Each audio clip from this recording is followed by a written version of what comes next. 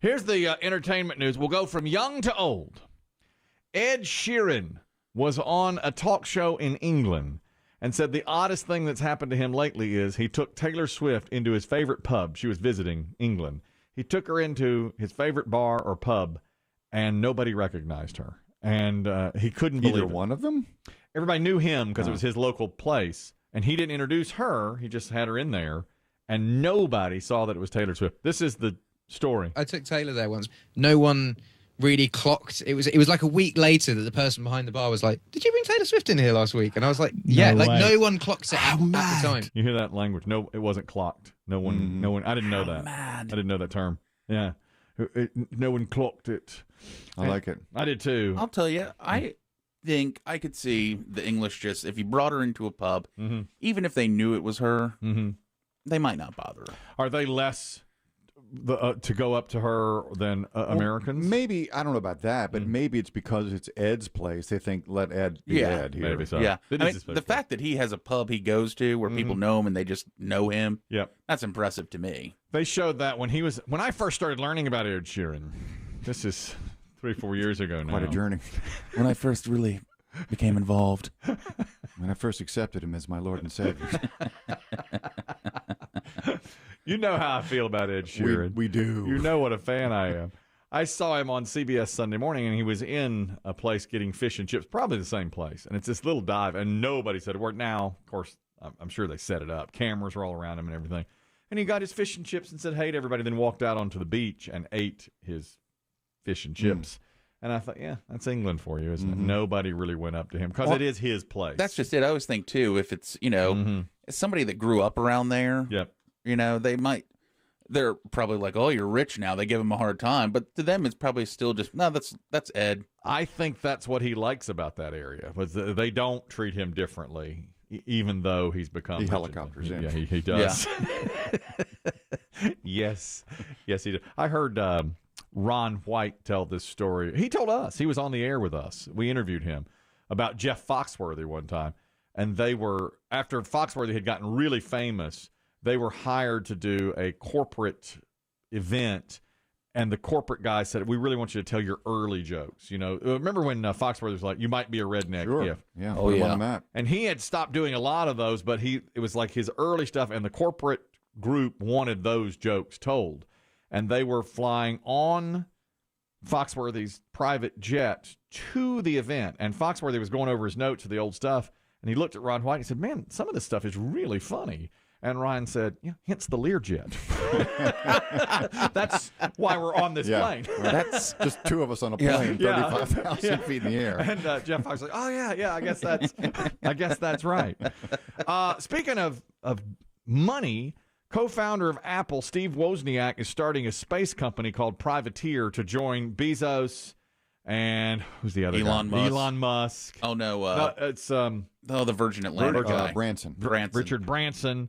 He's starting a private space company to get up into space. His goal is in the next 5 years, he says. Isn't it fascinating that some of the richest humans are obsessed with space?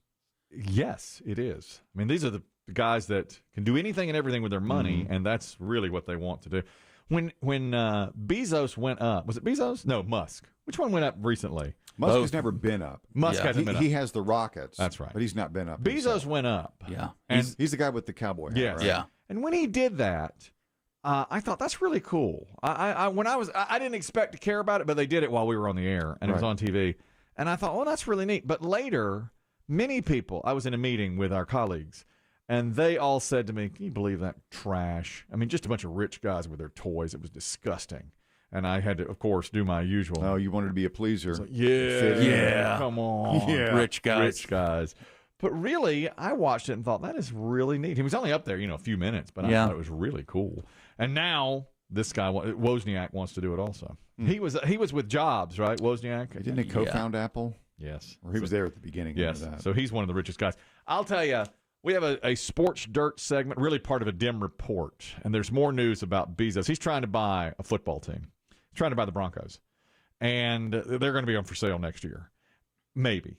And so Bezos is throwing his hand into the ring. Some of the stats on his money will astound you. Yeah. On how much money. He's the richest man in the world right now. I saw this headline says, Bezos wants to try to buy Broncos. And I was like, just cross out try. You're right. Yeah. If he wants to, Bezos will buy Broncos because if he wants to, he can offer any amount of money That's for correct.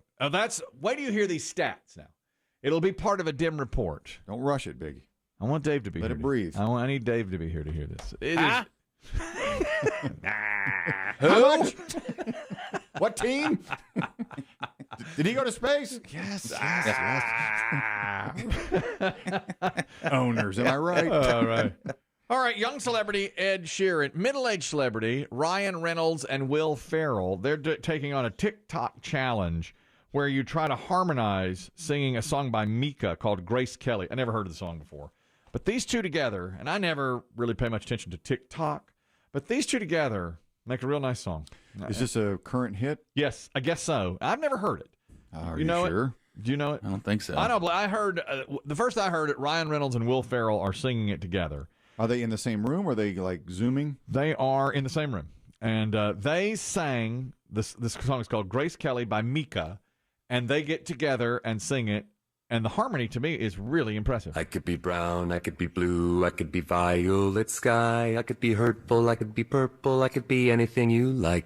I could be brown, I could be blue, I could be violet sky, I could be hurtful, I could be purple, I could be anything you like. I could be brown, I could be blue, I could be violet sky, I could be hurtful, I could be purple, I could be anything you like. I could be brown, I could be blue, I could be violet sky, I could be hurtful, I could be purple, I could be anything you like.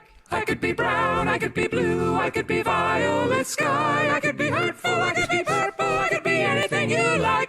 I could be brown, I could be blue, I could be violet sky, I could be hurtful, I could be purple, I could be anything you like. That's the whole song right there. How many different vocals was that? That's Will. 12? Yeah, but they kept multiplying. You could hear it. I guess they did that. It's only the two of them, so I guess they did but some it's sort of trick. multi-track. Yeah, it had to be.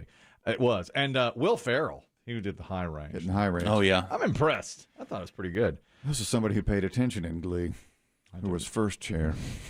I was never first chair in Glee. Miss Qualls said one day if I worked really hard, but I never got there.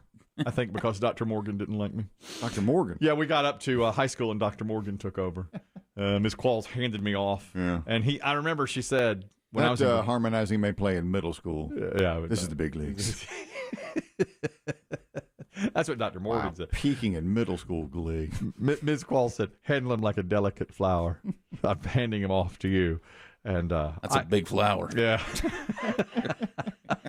It's a real big flower. And when I sang for Dr. Morgan, he looked at Ms. Qualls and shook his head like, what have you brought me? What's going on here? This is the best you got? What have you done to me? Is this one of those special projects? You're screwing me, Qualls. He couldn't be in PE. We had to take him in here. Is that what it was? Are the parents paying you under the tables this one? I knew there was at least one. What are you doing, Qualls? Yeah, boy, he was mad. I remember seeing the look on his face like, uh-oh. Is he sleeping with another teacher?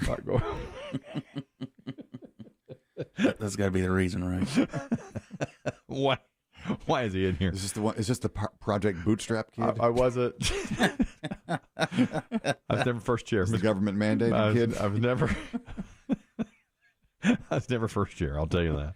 Uh-huh. We've had young celebrities. We've had now we're moving up. Donny Osmond has just revealed in an interview with the Mirror in the UK that he underwent back surgery in 2019 and was temporarily paralyzed and thought he'd never walk again. Wow. Physical therapy has worked. He's 63 now. This happened when he was 61. He recuperated at his home in Utah, had physical therapy, and said, I had a real fear that I was going to be in a wheelchair for a back and neck surgery that went. Do you know what happened? Complications during the surgery, apparently. Why did he need? I mean, that's serious stuff.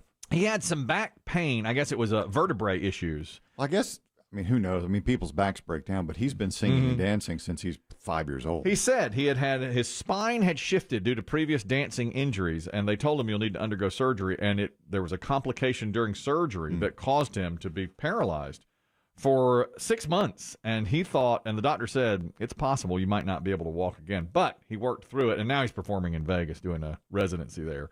Him or with Marie? With Marie. No, I'm sorry, excuse me. First ever solo residency right now at Harrah's. and he's doing all his old hits. I mean, old hits. Soldier of Love.